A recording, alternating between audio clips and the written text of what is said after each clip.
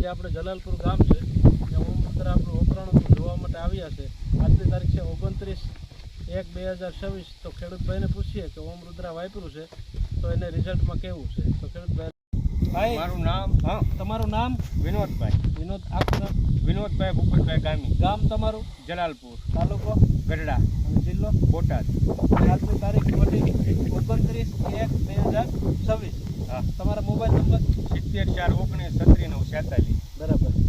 આ તમારે ઘઉંનો ભાગ છે ને, એમાં ઓમ રુદ્રા જમીન સુધારક તમે પહેલી વખત વાપર્યું? હા, પહેલી વાર. બરાબર.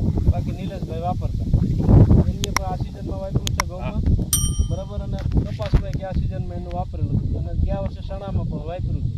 તો તમને આ વખતે વાપર્યું છે તો કેવું લાગ્યું રિઝલ્ટ? મને રિઝલ્ટ સારું લાગ્યું. હા. હું દર વર્ષે ડીઓપી એનપીકેનો ઉપયોગ કરતો.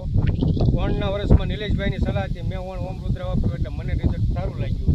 મારે આ તમામ ઘઉંની મલપા ઓમ રુદ્રા જ વાપરેલું છે, બીજું એક કંઈ પણ ખાતર મેં નથી વાપર્યું.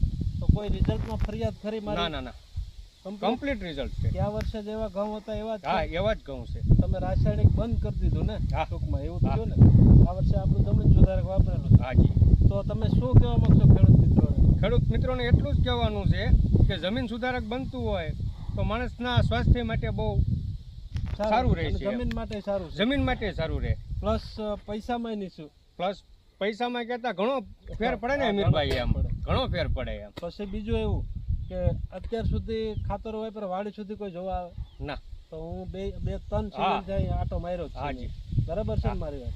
તો તમે ઓમ રુદ્રા પછી તમારા ફઈન દીકરા છે એને 12-32 સોલ સામે પ્લોટિંગ કરેલું છે ને, ભાઈ હાજર નથી. હા. તો એમાંય બે હરખું જ છે. હા, રિઝલ્ટ જોયું, બેયનું રિઝલ્ટ હરખું જ છે એમ, એમાં કોઈ પ્રકારનો ફેરફાર નથી એમ. એમને રાસાયણિક સામે આપણું હા. પ્લોટિંગ કર્યું છે એક હા. બેગ સામે.